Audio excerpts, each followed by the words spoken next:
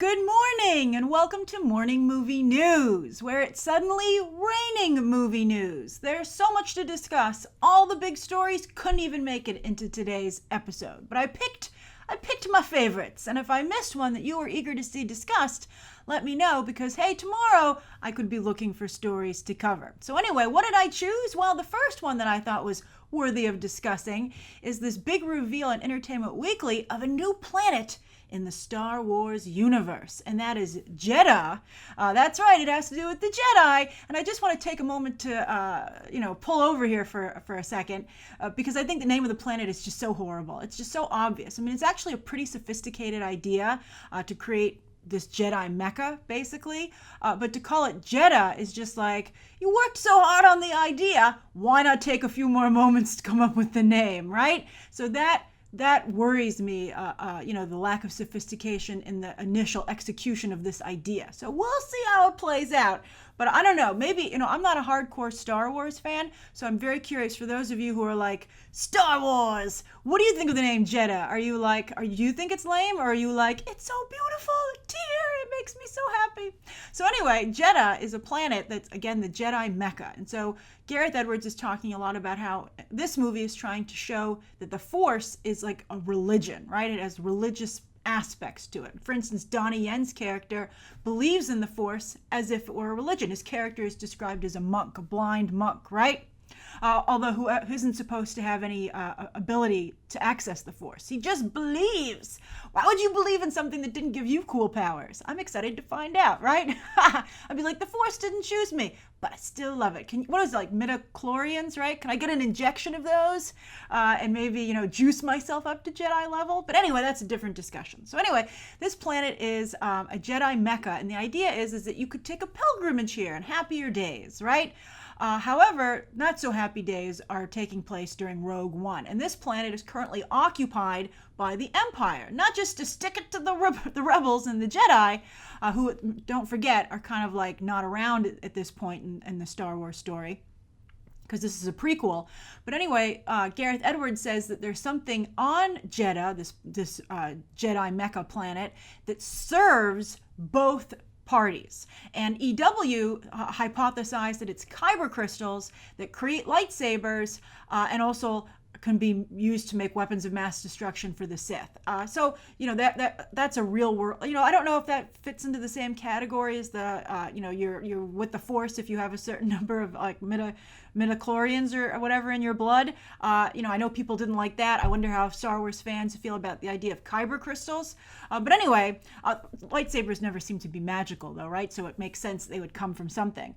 But anyway, the Empire is currently occupying this Jedha planet, and there are some rebels on it trying to keep some level of control, and Jyn and her crew, Jyn Erso, need to go to Jedha to get an individual to help them with their mission. And I bet you that's Forrest Whitaker's Saw Gerrera, right? I mean, who else would be worth the headache?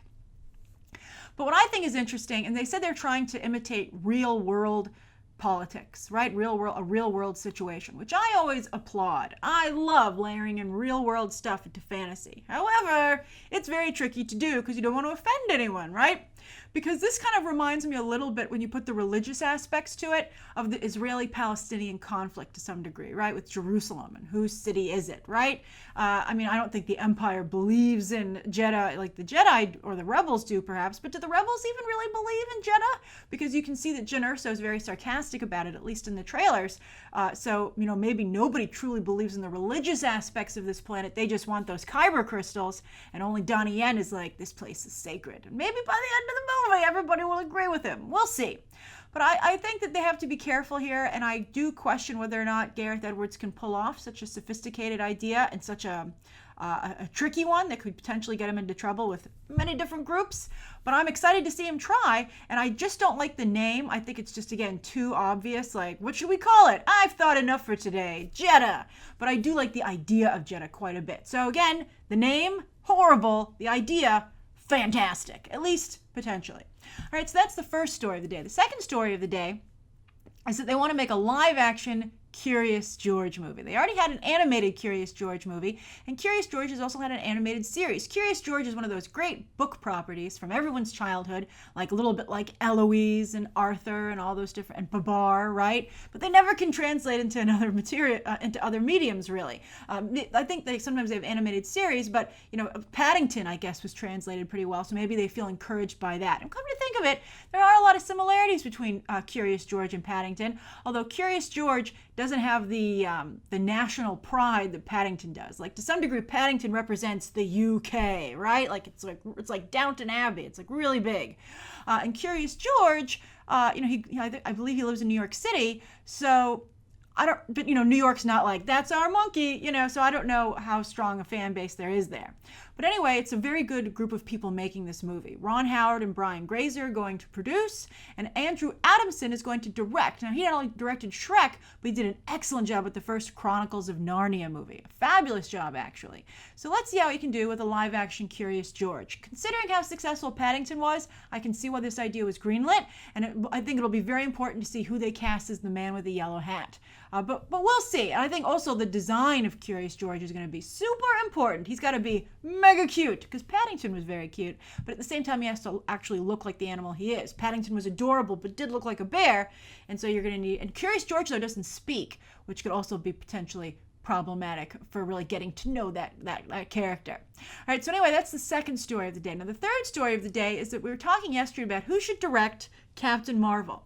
And a number of you were like, how about Brie Larson? And I was like, why is everybody suggesting Brie Larson direct a movie? And then lo and behold, I was checking out the trades to see the latest stories, and I saw that Brie Larson is a director, apparently.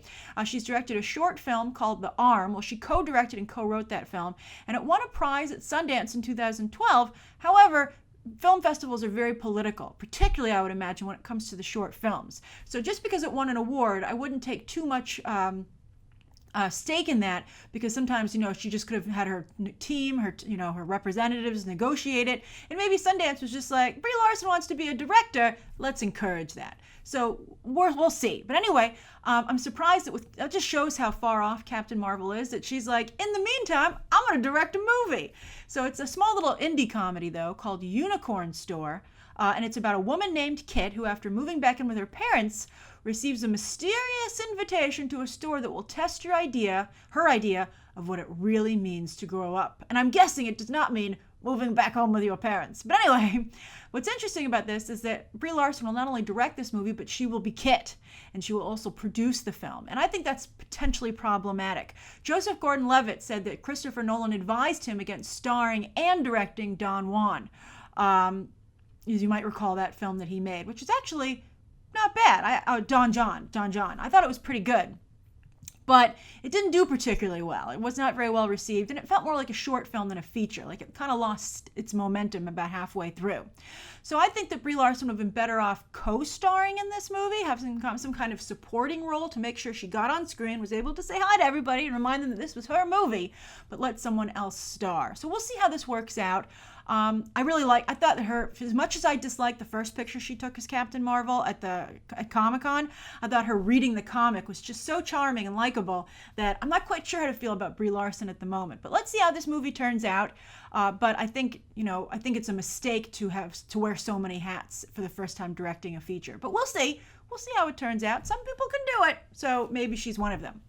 So for the viewer question, I wanted to cover a story that so many of you have been asking me about, and that is this news story out of the UK that somebody is insisting, because his brother is a lawyer, they're going to sue Warner Brothers for false advertising when it comes to the Joker. And when I saw this headline, I was like, you wish, buddy. That's a silly lawsuit. But then when I read what his argument was, I was like, maybe it's not so silly. All right, so this is what his argument is. He said, he goes into a lot of garbage about I had to drive really far, and I had to pay a lot of money for gas, and I had emotional distress from being laughed at for asking for a refund. That doesn't help him. His brother lawyer should say, cut that all out of the lawsuit, because the heart of his complaint, which I think is legit, is that the trailer featured copious amounts of scenes with the Joker in them, and the trailer, as is the case with any trailer, said, hey, if you want to see this scene that I'm teasing, you have to pay to see the whole movie. And therefore, then you can see that scene play out. And he said, that's not what that was the understanding under which he bought his ticket, and that was not the case when he saw the actual film. And I think that's actually a pretty solid argument. I mean, think about it. What if you watch, like we always talk about the Independence Day trailer, right? So the big scene where the White House blows up. What if they cut that out of the movie? You'd be like, but that's the whole thing that you sold me on to see this. So I think that, it's sometimes, you can't, sometimes a movie can't have every scene or something doesn't work, right? So they cut a few things out. That's understandable. But so much was cut out of the film, and yet those things were used to actively promote the film very close to the film's release, when the picture must have been locked. So Warner Brothers knew at that point that they would not be including those scenes in the final film, yet still used them to advertise the movie. And he's saying, it's not fair to make me have to, pay to see a movie twice, basically, with the extras on the ultimate cuts on the Blu-ray. And, I should get to see the movie as advertised. And I think that's a pretty compelling argument.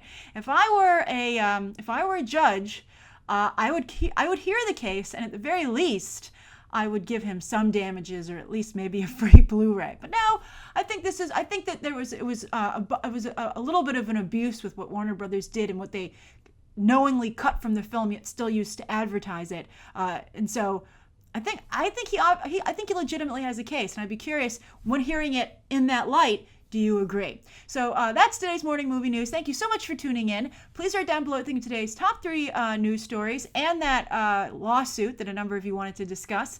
Anything you'd like to see covered tomorrow, and any questions that you might have. Thanks for watching. Bye.